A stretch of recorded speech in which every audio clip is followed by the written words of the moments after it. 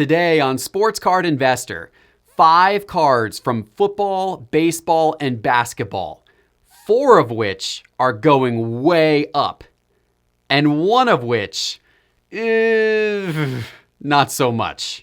My name is Jeff Wilson. By day, I invest in tech companies, and at night, I invest in sports cards. Join me on my journey to profit from the hobby we all love. Hello, sports card investors, and welcome to another episode. We are here at the start of another week. I hope it is a good one for you. I hope you guys had a great weekend, and we've got 5 interesting cards to talk about today. 4 of which you're going to like hearing about because they're going up, and 1 of which is going to cause a lot of you out there to groan. But let's start with the 4 good ones, and let's go straight into it today. I want to go straight to my Market Movers data tool because I got to show you something new as I'm showing you these 4 cards. What you are seeing on your screen here is our new dashboard page. And what's awesome about this is anywhere within Market Movers, you can flag your favorite cards, cards you own, cards in your inventory, and they now all show up here on your dashboard. So the second you log into Market Movers, whether it's on your computer or on your mobile phone, you'll see those cards that you care about most and what the current price is of those cards as of the last 7, 30, and 90-day change of those cards. And of course, you can click over to see the chart or any of those cards for sale on eBay whenever you want. You can put them in categories. So this is our baseball category. And I've created a category down here called Top 5, which is where I've stored my top 5 cards for today. So let's go ahead and open up that category and bring us down to the first card. And the first card in our top 5 that we're going to be talking about today is Jarrett Stidham's Prism 2019 rookie cards. Jarrett Stidham's Prism 2019 rookie cards. And let me click over to his chart so you can take a look at what this card has been doing. Now, Stidham cards have been hot. They have been hot for the last 3 months, and you can see from this chart that they have been going up and up and up since March. And he got, of course, a big boost when the Patriots showed their commitment to him during the NFL draft by not drafting another quarterback and not trying to do any type of trade for a quarterback. And that right there gave him an immediate boost. And in fact, I talked about that when I did an episode after the NFL draft. And so this is right when the NFL draft occurred, right in here. So you can see that leading into the NFL draft, these raw 2019 Prism base cards of Stidham's were somewhere in the neighborhood of $10, a little shy of $10. But then the NFL draft happened and they went up and up and up. And coming out of the NFL draft, they got all the way up to about $17.80. So you saw percentage-wise, that's a pretty big increase to go from $10 up to about $18 over the course of a few days. And it was all because the Patriots didn't draft another quarterback. Well, since then, there's been the question of, are the Patriots going to sign a free agent quarterback? Were they going to sign Andy Dalton, which obviously they didn't do, or Cam Newton? Were they going to sign these guys who possibly would have the opportunity to start in front of Stidham? But they haven't done it. And it appears that they are committed to Stidham. He's going to get his chance with New England this fall. And as a result, the confidence in this, you can see the confidence that people have had by looking at his card prices. And these cards that before the NFL draft were about $10, after the NFL draft were about $18. These cards are now up in the range of about $26 or so, depending on the condition. They're bouncing around. These bounce around a lot because these, of course, are raw condition cards that we're looking at. Typically, when you look at graphs of completed sales in Market Movers, you see a lot more consistency if you're looking at a PSA 10 or something of that nature. But when you're looking at raw, the graph is a little more jagged because of the fact that condition makes such a difference to raw cards. So no 2 raw cards are quite alike from a condition standpoint. So you'll see that bounce around in the price graph. But what's most important to look at is the overall trend line. And the trend line is that dotted line on your screen. And you can see from that trend line that Stidham's cards have been on a very large upwards trend. In fact, a gain over this 90-day period of 104%, What will be interesting to happen is, will this trend continue as we get closer and closer to the football season and he gets his opportunity to start for the first time? Are Stidham's cards going to continue to follow this pattern? The Patriots should have a good season this year. Vegas has the Patriots as an over-under win total of 9 wins, which means Vegas thinks the odds are that they're going to have a winning record again this year under Stidham. By the way, Tampa Bay, where Tom Brady went, 9.5 is the Vegas win total for Tampa Bay. And I'm curious to hear from you in the comments, which team would you bet on that they will have a better record this NFL season? Would you bet on the Patriots or the Bucs? Which team do you think will have a better record this NFL season? Because Vegas has them pretty similar in terms of Vegas odds. Let me know in the comments below which team you would bet on to have the better record. I'm interested to hear that. All right, let's move to our second player. We're going to move to the world of basketball because, of course, the NBA right now is a lot of the talk and a lot of the discussion with their plan to resume play at the end of July. And I am excited about that, as I'm sure all of you out there are as well. And that brings me to Bradley Beal. So Bradley Beal is an interesting player, and he got really a significant bump in his card prices when it was announced that the Wizards were going to be part of the NBA restart. And if you look at his card prices, this is his 2012 Prism base PSA 10. By the way, a very low population card, a pop of only 246. PSA pop right there, you can see on your screen, a PSA pop count of only 246 because 2012 Prism was not printed very much. I mean, the amount of 2012 Prism that exists in the world pales in comparison to 2019 Prism and 2018 Prism and all that type of thing. So these 2012 Prism cards, 2013 Prism cards, they're pretty rare in terms of the pop counts. And you can tell that with Bradley Beal's base card with a pop count of only 246 and a PSA 10 from 2012 Prism. So when the news began to leak out at the end of May that the NBA was going to restart, but not with all of the teams, they were going to take a limited selection of teams, but Washington was going to be one of those teams that was still going to be playing. We saw this bump occur pretty immediately in Bradley Beal's card prices. And then they've continued to bump around since then during the month of June. But overall, they've been on quite the upwards trajectory as we look back over the last few months. In fact, Bradley Beal's, going back to the beginning of April, this base card of his was about $120. And now the most recent sales have this card at $276 all the way on up to a little over $300 if you look at sales from the past few days. I think people are excited to see what Beal is going to do. Now, I will say it's very unlikely that Washington will make the playoffs. They are 5.5 games behind the Magic, and the NBA is only going to give the teams 8 games.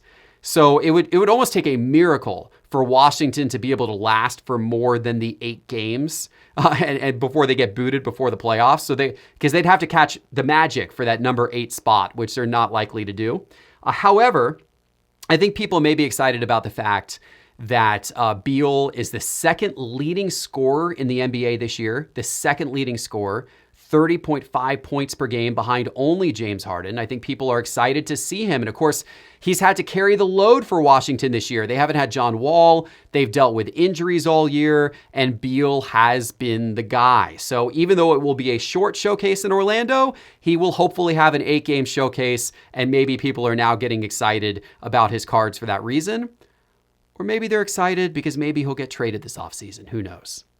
I am excited because Bradley Beal, Florida Gator, baby. Florida Gator Bradley Beal played great for the Gators in his one season with us in 2012, led us to the Elite Eight before going and getting drafted that year 3rd overall in the NBA draft. So very, very proud of Bradley Beal and the NBA career that he has been able to create.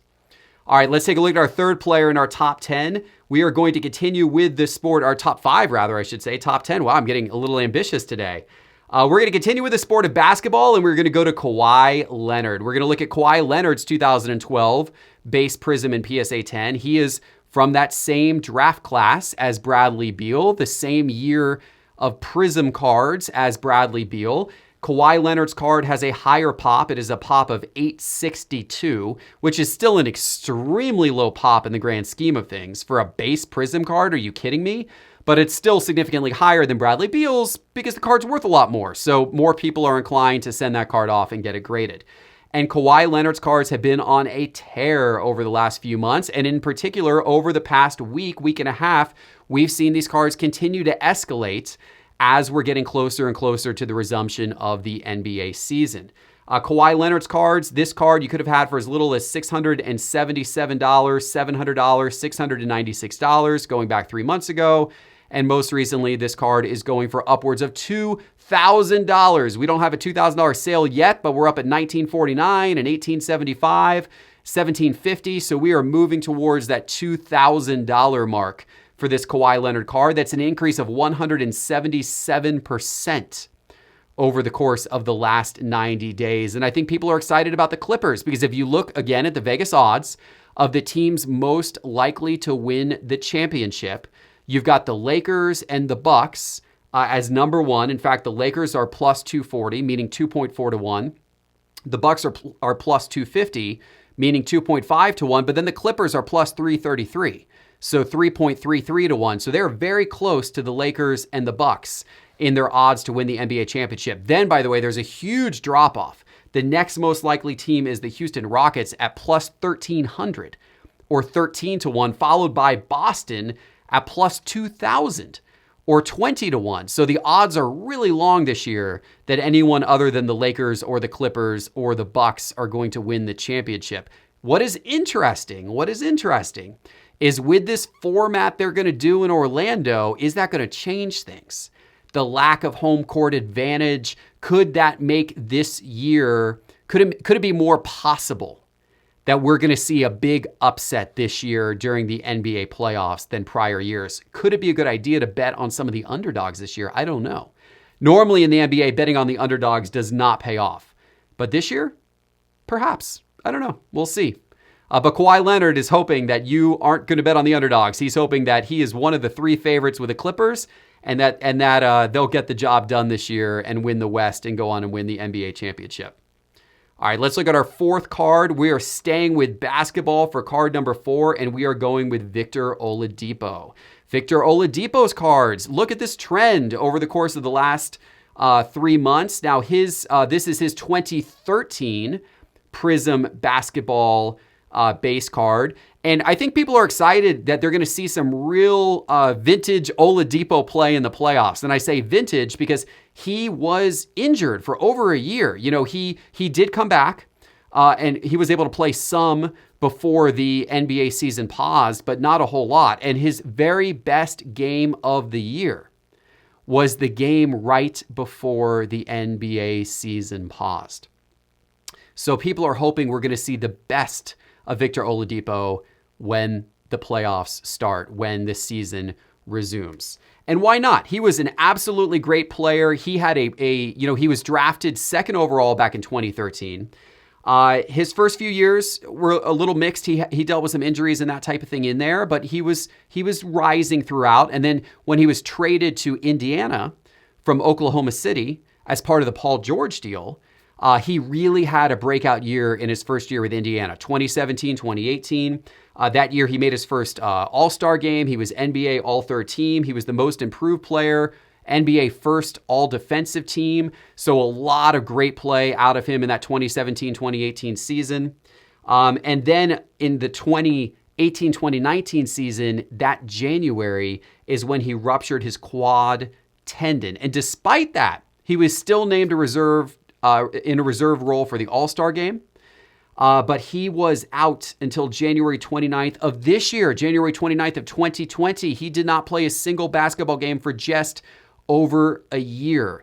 But he came back this year at the end of January. During February, his minutes were increasing, his play was increasing, and then in the beginning of March, he had his best game ever, and then the NBA paused.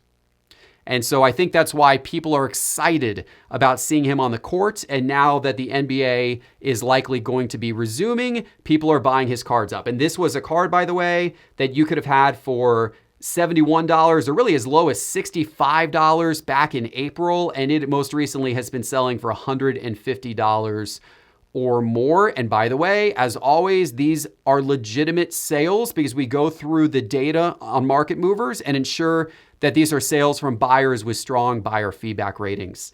By the way, this is a Pop 231 card. It is amazing how low the population is of some of those early baseball or basketball cards, rather, from the Prism set. Okay, guys, we did 4 cards that have been going up. Now I got to tell you about one that's going to give you a little bit of heartburn. I got to talk about Topps Project 2020. And I know I had a lot of haters a few weeks ago when I said that I thought Topps Project 2020 prices were unsustainable. And I mean, I had thousands of haters coming after me after that episode. Guys, I hate to say I spoke the truth. I spoke the truth. Prices have come down a lot.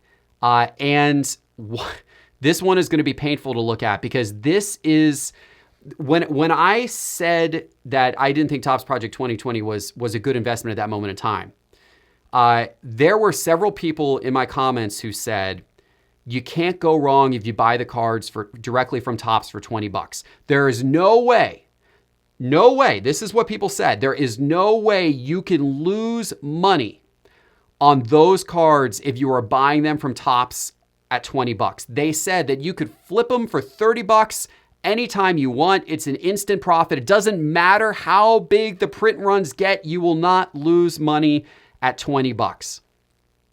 And it was right around when that show came out. In fact, it was the day prior that the Ken Griffey Jr. card had a print run of almost 100,000.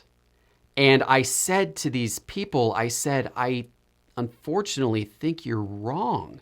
I unfortunately think that if a Topps Project 2020 card has a print run of 100,000, that you're not going to be able to flip it for more than what you paid for it, even at $20. I think you're going to get less than that when you go to flip it. And I want to show you now this very sad graph of this Ken Griffey Jr. Topps Project 2020. This is the one that I'm talking about, the one by Keith Shore. This is what that card has been selling at on eBay over the course of the last 30 days. And this little bottom dot here is $6. $6 is what this card was selling for on average the other day. $6. And if we go down and we look at the completed sales here, let's go all the way down here and let's look at all these completed sales. A lot of these sold at auction on Sunday. Look at the prices these sold for on auction. $3.26, $5.51, $3.63, $5, $6.50, $6.50, $6.50. Guys, it's getting ugly. It's getting ugly. And I heard a rumor. That one person bought 5,000 of these cards from Topps. 5,000. Of the 100,000 that were printed, 5,000 were bought by one person because they thought there's no way these are ever going to sell for less than $20. So I could buy 5,000 of them and they'll sell for something more than that. They're selling for $3 or $4 now. So I hope you watching were not one of the ones who dumped a whole lot of money into this card. A lot of people who got in early on Topps Project 2020, they have still done well. Even though prices have come crashing back down to earth, they are still, for the earlier cards, they are still selling for significantly more than they were when Topps first sold them for $20. So hopefully, if you're invested in Topps Project 2020, you are part of the group that was able to make money on the upswing or are able to still make money today on Topps Project 2020. But honestly, this just goes to show you it's like anything else, any other economy, anything else, whether it's the business world or the sports card world or the collectibles world or stocks or whatever. If you're playing follow the leader, it's a lot of times those followers that kind of end up getting burned along the way. And when something, when enough people start talking about something and you hear about it, then oftentimes your ability to actually make money on that something, you've missed the boat a little bit. you got to be early. You got to be the trendsetter. You got to be the person who gets there in the beginning, from the beginning, because if all you're doing is hearing a lot of noise and then jumping on, you're unfortunately probably have missed the boat. And that's what happened with a lot of Topps Project 2020, and particularly this card, when so many people said, oh, this is easy money. I'm going to go to Topps.com and buy a bunch of this card. And then all of a sudden the print run was way up here, and now everybody has lost their butt on this card. And folks, that, by the way, is the inspiration for why I provided market movers and why I created this data tool. Because while it is fun to come on the show and talk about what cards are hot, what's necessary if you're going to be a successful sports card investor is you got to predict what card's going to be hot before I'm talking about it on the show. You can't wait until you hear me talk about it and others talk about it. You got to be ahead of that trend. And the only way you can be ahead of that trend is by having really good data and analytics. And that's why I built Market Movers, to give my members the best data and analytics out there. And that will continue to be our mission. The data and analytics that we are building is second to none. And oh my, what we are going to be launching in the next few months is going to change the sports card hobby forever. We have so much great stuff on the horizon that I'm so excited about bringing to my members.